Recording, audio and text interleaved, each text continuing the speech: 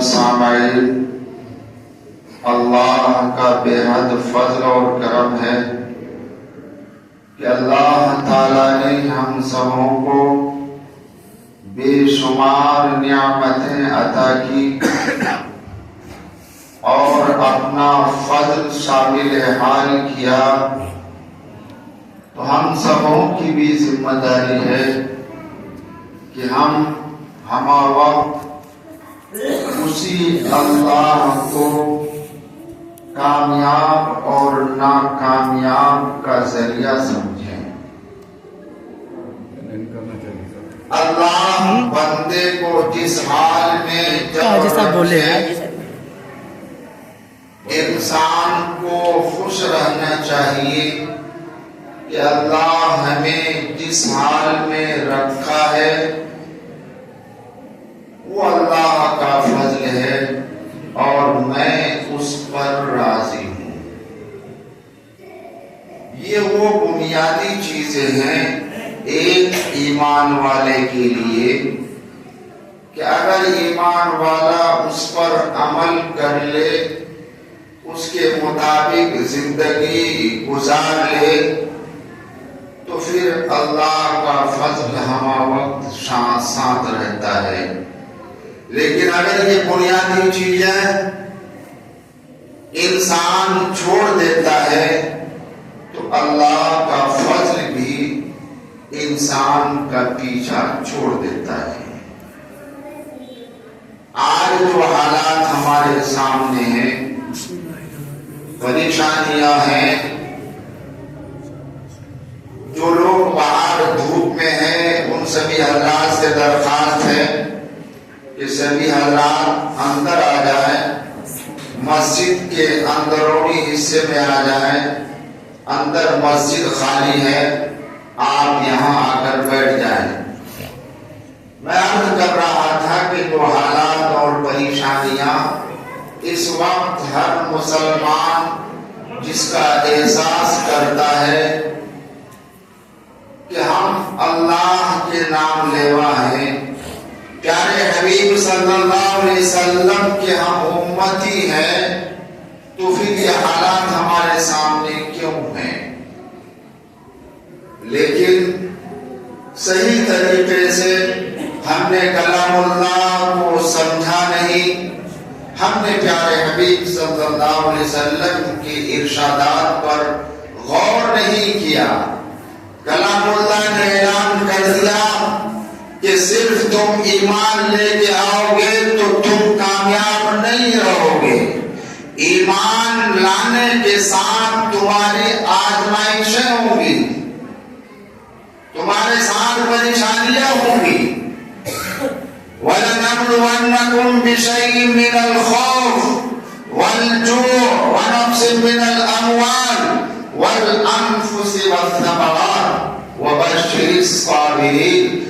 تمہیں مختلف طریقے سے آزمائشیں کی جائیں گی، تمہیں ستانے کی کوشش کی جائے گی، کہیں موت دے کر تمہیں آزمایا جائے گا، کہیں مال میں کمی کر کے تمہیں آزمایا جائے گا، کہیں تمہیں فاقہ کشی کی نوبت لا کر تمہیں دکھلایا جائے گا اور تمہیں مختلف طریقے سے آزمائشوں میں ڈالا جائے گا، لیکن تم کامیاب جب رہو گے تو پھر تم کامیاب بنو گے۔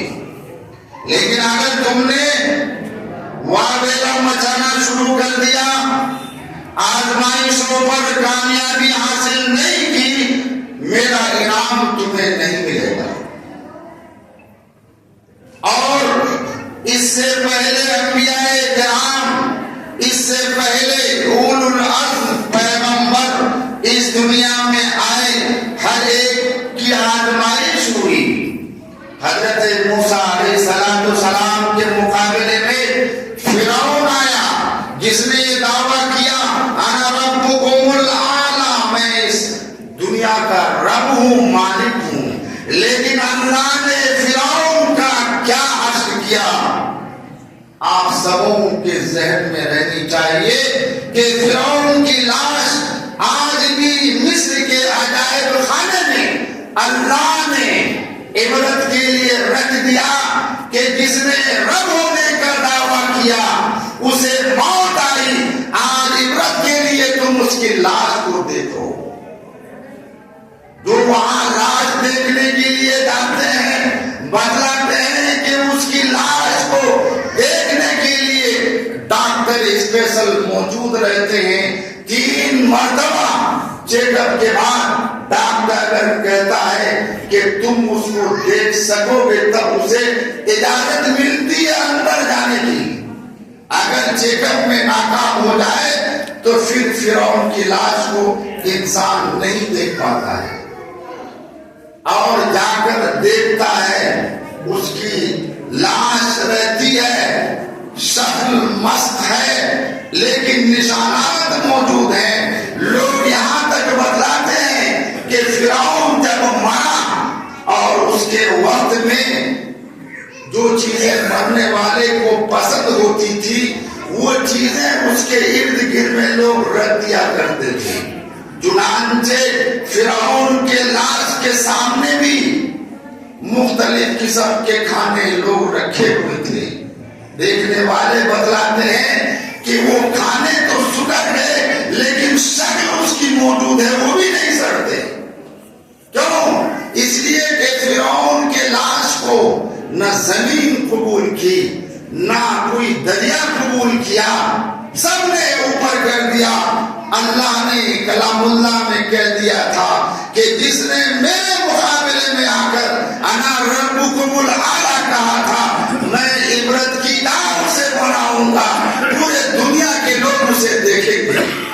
آج دیکھ رہے ہیں کہ فرعون کی لاش آج بھی موجود ہے جس نے رب ہونے کا دعویٰ کیا.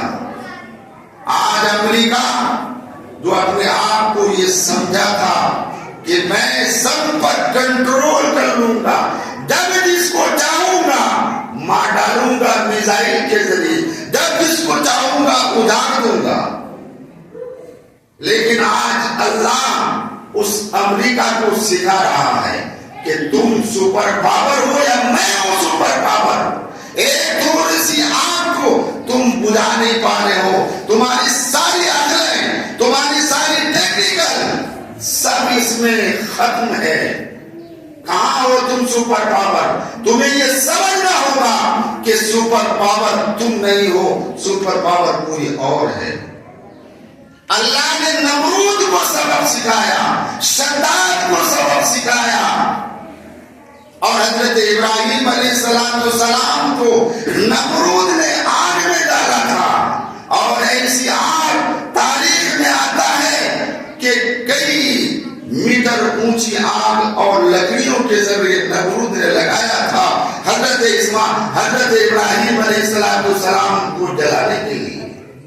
لیکن کلام اللہ شاہد ہے, تاریخ یہ بتلاتی ہے کہ نمرود نے خداوند قدوس کے خلاف میں حضرت ابراہیم علیہ السلام کو ختم کرنا چاہا. لیکن حضرت ابراہیم علیہ السلام کو جب آگ میں ڈالا گیا تو اللہ نے آگ کو حکم دیا کہ تم ٹھنڈی ہو جاؤ, سلامت رہو, میرے ابراہیم کو مت کچھ کرو. چنانچہ تاریخ شاہد ہے کہ اس اونچی آگ میں حضرت ابراہیم علیہ السلام بچ گئے. آگ کچھ نہیں بگاڑ سکی. یہ وہ چیزیں ہیں کہ ایمان والوں کو تو کم سے کم غور کرنا چاہیے کہ حالات آتے ہیں, خدائی دعویٰ کرنے والے ظلم ڈھاتے ہیں اور ظلم کے حدوں کو پار کرتے ہیں, لیکن اللہ کی رحمت کی حد کو کوئی چھو نہیں سکتا. اللہ کی رحمتیں انبیاء کرام کے ساتھ رہی ہیں اور خاص کر پیارے حبیب صلی اللہ علیہ وسلم کے ساتھ بھی رہی ہے. اور میں امید کرتا ہوں اور ہم سبوں کو بھی ذہن میں یہ رکھنی چاہیے کہ جب انبیاء کرام پر اللہ کی رحمتیں ہوئی ہیں, اللہ نے بچا کر رکھا ہے, اللہ نے انعامات سے نوازا ہے تو اس کے امتی کو انشاءاللہ ضرور نوازے گا. خواہ گناہگار ضرور ہیں. مسلمانوں نے کلام اللہ پر 100% عمل کرنا چھوڑ دیا. پیارے حبیب صلی اللہ علیہ وسلم کی تعلیمات پر عمل کرنا چھوڑ دیا. یہ اپنی جگہ سچ ہے، لیکن پھر بھی اتنے گناہگار ہونے کے باوجود ہمیں یہ یقین اللہ کی رحمت پر ہونی چاہیے کہ اللہ کی رحمت کی حد کو کوئی پار نہیں کر سکتا. اللہ کی رحمت کے اگر ہم طلبگار رہیں گے، اللہ کی رحمت کو ہم اللہ سے مانگیں گے، اللہ کی رحمتیں ہمارے ساتھ ہوتی رہیں گی. ظلم کرنے والے ظلم کرتے رہیں گے، لیکن ظلم میں وہ کامیاب نہیں ہوں گے. آج پورے ہندوستان میں کئی طلاق کا بل لا کر کلام اللہ کی مخالفت کی گئی. کئی وقت بل لا کر مسلمانوں کے حکام کی زمین کو حرف کرنے کی کوشش ہو رہی ہے. کہیں UCC قانون ایکسائز سول کوڈ لاگو کیا جا رہا ہے. آپ کے علم میں ہوگا کسی ہندوستان کے اتراکھنڈ میں ایکسائز سول کوڈ کا قانون نافذ کرنے کا اعلان کر دیا گیا ہے. یہ تمام قانون حکومت پاس کر چکی ہے. کب NRC آ جائے، کب ایکسائز سول کوڈ آپ کے قانون میں آ جائے اور وقف بل جس کی مخالفت کئی مہینوں سے چل رہی ہے، لیکن اس کو بھی حکومت وقت نے پاس کر دیا. یہ وہ چیزیں ہیں جس پر آپ غور کریں گے کہ مسلمانوں کے عقائد، مسلمانوں کے کلام اللہ، مسلمانوں کے تعلیمات کو یہ حکومت ختم کرنا چاہ رہی ہے. مسلمانوں کو جینا تنگ کرنا چاہ رہی ہے. لیکن ایسے حالات میں ہمیں قطعاً گھبرانے کی ضرورت نہیں ہے. اللہ کی رحمت پر ہمیں 100% یقین رکھنا ہے. اللہ سے دعائیں کرنی ہے، یا اللہ ہم خواہ کتنے گناہگار ہوں، لیکن آپ کے کلام اللہ پر ہمارا ایمان ہے، یقین ہے. آپ کے پیارے حبیب صلی اللہ علیہ وسلم پر ہم یقین رکھتے ہیں، ہم ایمان رکھتے ہیں. یا الہ العالمین، ان تمام حالات میں ہمارا نگہبان تو ہی ہے، رحم کرنے والی ذات تو ہی ہے. اگر آپ کی طاقت ہمارے ساتھ ہو جائے، آپ کی مدد اگر ہمارے ساتھ ہو جائے، خواہ پوری دنیا ایک طرف ہو جائے، ہمارا کچھ نہیں بگاڑ سکتی. یہ یقین ہمیں کرنا ہے اور ہمیں گھبرانا نہیں ہے، ہمیں بزدل نہیں ہونا ہے. اس ذات پر ہمیں یقین رکھنا ہے کہ حالات جتنے آ جائیں، سازشیں جتنی ہو جائے، پریشان کرنے والے حد کو پار کر جائے، لیکن کلام اللہ ہمیں سبق دیتا ہے کہ مسلمانوں تم گھبراؤ نہیں، میری رحمت سے نا امید کبھی مت ہونا، میری رحمت پر ہمیشہ یقین رکھنا. میری رحمت تمہارے ساتھ رہے گی، لیکن تم میری اتباع شروع کر دو. مسجدوں کو آباد کرو، صرف جمعہ میں نہیں، 5 وقت نماز پڑھ کر. اور میرے حبیب صلی اللہ علیہ وسلم کی تعلیمات پر عمل کرو، تمہیں کامیابی ملے گی اور تم ہی سرفراز رہو گے. تمہارے مقابلے میں کوئی نہیں آ سکتا.